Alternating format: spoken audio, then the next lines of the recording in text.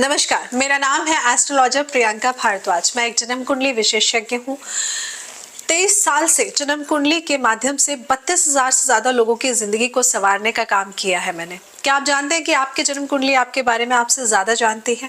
जन्म कुंडली के अंदर 9 ग्रह मिलकर 12 घरों को संभालने का काम करते हैं और 12 घरों के हिसाब से आपकी जिंदगी में ग्रोथ देते हैं, पैसा देते हैं, अच्छा जीवन साथी देते हैं, नाम यश देते हैं।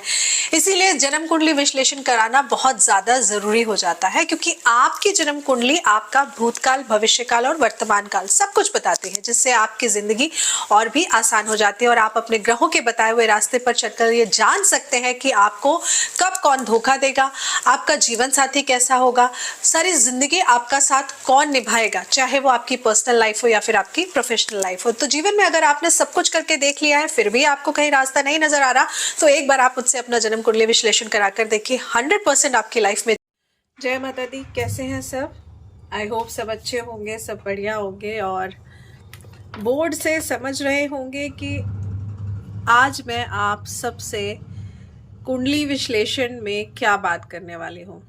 आज मैं आप सबसे राम मंदिर को लेकर, जो आपका सवाल है, राम मंदिर को लेकर आज मैं आप सबसे बात करने वाली हूँ। तो जो मैंने राम मंदिर की कुंडली बनाई है, जिस दिन राम मंदिर की स्थापना है उसके अकॉर्डिंग मैंने राम मंदिर की कुंडली बनाई है। मैंने जो डेट, टाइम और प्लेस लिया है वो आप चेक कर सकते हैं, देख सकते हैं, और उसके अकॉर्डिंग ही हमारे पास ये कुंडली बनकर आई है। और ये कुंडली अगर आप देख सकते हैं तो मेष लगन और वृषभ राशि की कुंडली यहाँ पर ये बनकर आई है।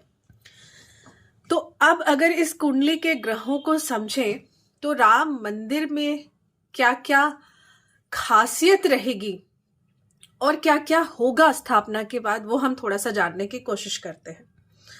सबसे पहले तो देखिए, लगन क्या है हमारा? मेष लगन है। तो ये प्रॉपर काल पुरुष की कुंडली के हिसाब से यहाँ पर ये मेष लगन में गुरुदेव विराजमान है। तो मेष लगन किस चीज का होता है? मेष लगन के स्वामी होते हैं हमारे मंगल देव। तो मंगल देव जो कि एनर्जी के कारक है, मंगल देव जो सेना के कारक है ना, मंगल देव यानी कि मंगल काम को करने के कारक देवता। तो यहां पर मंगल देव की राशि में देवगुरु बृहस्पति का यहां पर बैठना, लगन में मेष लगन की पत्रिका और देवगुरु बृहस्पति का यहां पर मंगल देव में बैठना, मंगल यानी कि मांगलिक कार्य और गुरु यानी कि स्पिरिचुअलिटी। तो आप ऐसे समझिए कि ये जो योग है गुरु और मंगल का, मंगल जो हमें सिखाता है एक्शन करिए, मंगल इज इक्वल टू एक्शन। तो ये जो घर होता है ना, ये हम है, हम आप, मतलब ये बेसिकली हमें रिप्रेजेंट करता है। एक्शन किस चीज का होगा? गुरु, स्पिरिचुअलिटी का। और जिस दिन स्थापना हो रही है, मेष लगन की पत्रिका बनकर आई है। मेष लगन हालांकि स्थिर लगन नहीं होता है, लेकिन फिर भी क्योंकि एक नए धर्म की स्थापना होना है ना, नया धर्म मतलब न्यू स्पिरिचुअलिटी की बिगनिंग होना, तो एक्शन, क्योंकि स्थापना हो रही है तो वो एक्शन हमें यहाँ पर करना है। इसलिए ये वाला जो पीरियड है मैं कहूँगी काफी अच्छा है। और ये जो कॉम्बिनेशन बनकर आया है, this is also very good, मैं ऐसा कहूंगी। धर्म की स्थापना कर रहे हैं हम यहाँ पर, क्योंकि ये हम हैं, मैं, है ना, काल पुरुष की कुंडली में हम कहते हैं ना ये आप हैं। तो यहाँ पर धर्म की स्थापना हो रही है। इसके साथ में ही क्योंकि मेष लगन स्थिर लगन नहीं है, फिर भी क्यों अच्छा है ये कॉम्बिनेशन, ये डेट, टाइम, ये क्यों अच्छा है, जिस हिसाब से जो कुंडली बनकर आई है वो मैं आपको समझाती हूँ। देखिए, देवगुरु बृहस्पति हमारे मेष लगन में गोचर कर रहे हैं, है ना, मेष लगन में इन जनरल भी वैसे भी गोचर कर रहे हैं। और ये कुंडली बनाई तो गुरु यहाँ पर मेष लगन में आ गए। 15 तारीख को सूर्यदेव हमारे मकर राशि में प्रवेश करेंगे, जब हम मकर संक्रांति मनाते हैं, है ना। तो यहाँ पर ये मुहूर्त 15 तारीख के बाद का इसीलिए लिया गया। और वैसे भी 15 जनवरी तक हम सब जानते हैं कि खरमास चल रहा है, तो किसी नए बड़े कार्य की शुरुआत करना उत्तम नहीं माना जाता है।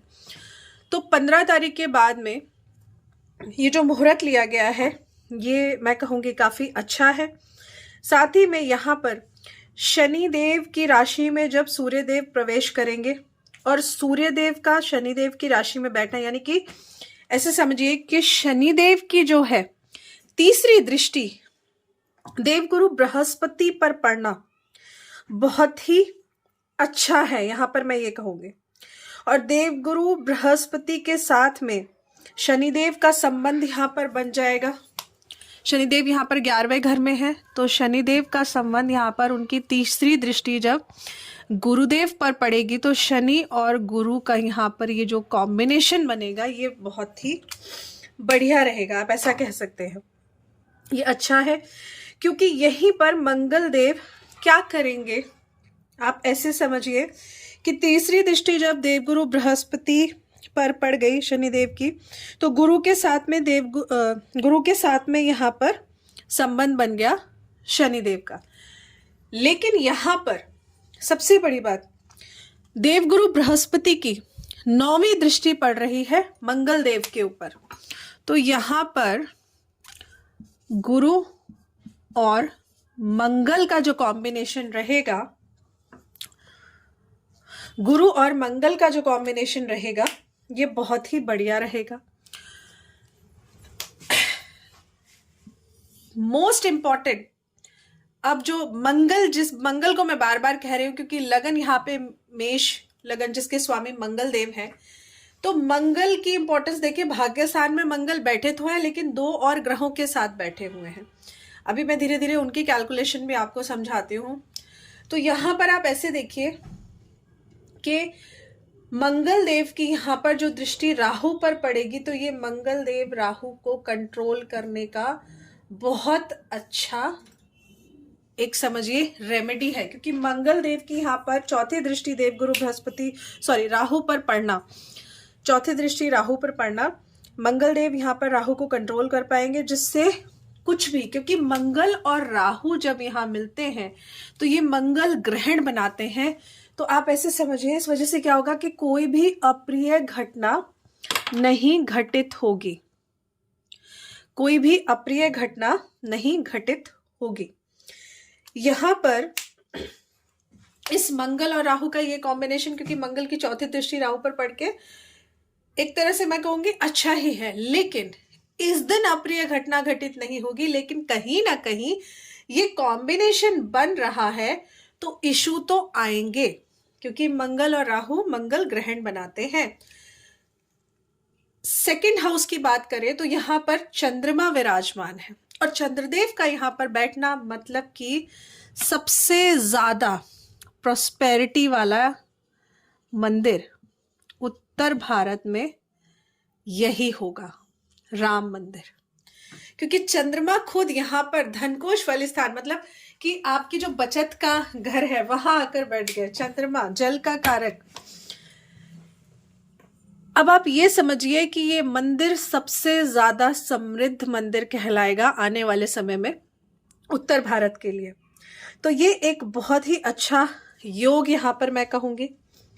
इसके अलावा अगर हम देखें, केतु देव यहाँ पर कन्या राशि में विराजमान है, और ये क्योंकि रोग शत्रु के घर में यहाँ आकर बैठ गए हैं। केतु क्या काम करते हैं, छोड़ने का काम करते हैं, केतु मोक्ष का कारक है ना, तो दुश्मन खुद ही अपने आप पीछे हट जाए, इसका ये प्लस पॉइंट यहाँ पर रहेगा, ठीक है।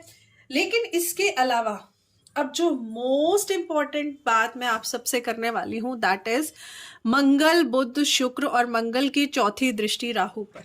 क्यों? क्योंकि देखिए, सबसे पहले शुक्र को समझते हैं। शुक्र यहाँ पर भाग्य स्थान में है। शुक्र किसका कारक है? फीमेल का कारक है, स्त्री का कारक है। साथ में इस कॉम्बिनेशन को अगर हम समझे, मंगल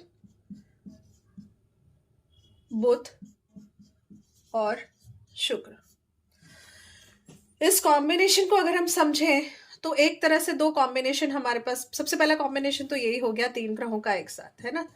दूसरा कॉम्बिनेशन हमारा बनता है मंगल और बुध का। तीसरा कॉम्बिनेशन हमारा बनता है बुध और शुक्र का, और चौथा कॉम्बिनेशन हमारा बनता है मंगल और शुक्र का। इसमें आप ऐसे समझिए, सबसे पहले हम सेपरेट करके समझते हैं। तो शुक्र का भाग्य स्थान में बैठना यहाँ पर इस मंदिर की वजह से किसी स्त्री को बहुत ज्यादा नाम और यश मिलना, मतलब आसपास के एरिया में किसी स्त्री को बहुत ही ज्यादा नाम और यश मिलना, या इस राम मंदिर की वजह से भी बहुत अच्छा किसी स्त्री का सपोर्ट रहेगा। लेकिन मंगल और बुध यहाँ पर बैठे हैं, मंगल को बद भी करते हैं, खराब भी करते हैं। तो कहीं ना कहीं आप समझिए कि स्त्री वो होगी जो शादीशुदा नहीं होगी, जिसकी शादीशुदा जिंदगी नहीं होगी, लेकिन फिर भी उस स्त्री को बहुत नाम मिलेगा, बहुत प्रसिद्धि मिलेगी। तो ये एक बहुत ही इंपॉर्टेंट पॉइंट आप यहाँ पे नोट कर सकते हैं इस राम मंदिर की कुंडली से जो निकल कर आया है। और एक इम्पॉर्टेंट चीज जो मैं आप सबको कह रही हूँ कि मंगल यहाँ पर ग्रहण भी लगा रहा है, और मंगल और शुक्र का ये कॉम्बिनेशन कहीं ना कहीं आप ऐसे समझिए कि 22 जनवरी से लेकर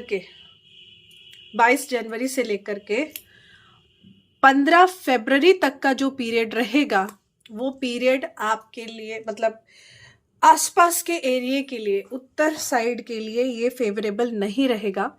क्योंकि देखिए, ग्रह हमेशा, मैं कहती हूँ ना, ग्रह अपना काम करते हैं, आप करिए या मत करिए। तो ये जो मंगल की चौथी दृष्टि यहाँ पर पड़ रही है राहु देवता के ऊपर, जो मंगल ग्रहण लगाने का काम करता है, तो आप ऐसे समझिए कि कुछ ऐसी अप्रिय घटना घटित हो सकती है इस बीच में।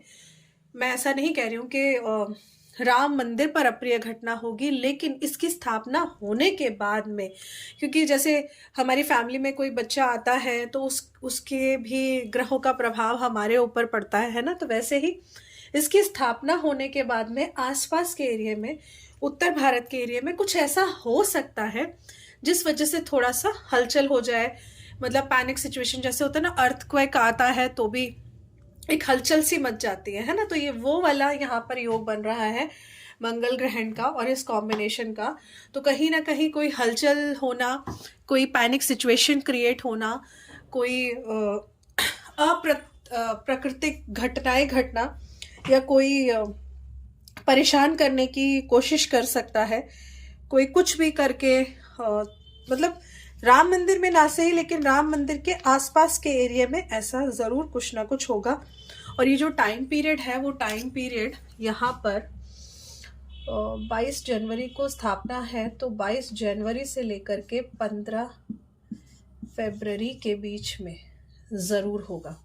Not good period as per मी। देखिए, मैं ना अपना एनालिसिस करके यहाँ पर बता रही हूँ। तो एज पर मी ये पीरियड अच्छा नहीं होगा। ज़रूर कुछ ना कुछ आसपास के एरिया में ऐसा हो सकता है जिससे कि सिचुएशन पैनिक वाली क्रिएट हो जाए, कुछ प्राकृतिक आपदा आ गई, या फिर किसी ने कुछ परेशान करने का किसी ने कोशिश किया, या कुछ ना कुछ ऐसा ज़रूर होगा। क्योंकि मंगल जो कि एक साथ मिलकर मंगल कार्य करने का कारक है, तो कहीं ना कहीं एक साथ मिलकर या जहाँ लोग एक साथ एकत्रित हो, थोड़ी सी परेशानी क्रिएट करना। I am not talking about Ram मंदिर अगेन, मैं फिर से समझिएगा, मैं सिर्फ आपको ये बता रही हूँ कि स्थापना के बाद में आसपास के एरिया में ऐसा कुछ हो सकता है। लेकिन एंड ऑफ द डे गुरु लगन में है, तो ये न्यू स्पिरिचुअलिटी की बिगनिंग है एक तरह से सोचिए। और मर्यादा पुरुषोत्तम राम जी का मंदिर बन रहा है, जो कि सालों सालों तक, कई सालों तक, समझिए आप 300 साल 400 साल, मतलब कई सालों तक समझिए, जिसका नाम लिया जाएगा, पूजा जाएगा। तो ऐसे मंदिर में जाना, वहाँ जाकर वहाँ की मिट्टी को अपने माथे से लगाना, वहाँ जाकर अपने आपको आप बहुत धन्य समझेंगे। तो आप राम मंदिर बनने के बाद में जाइए ज़रूर।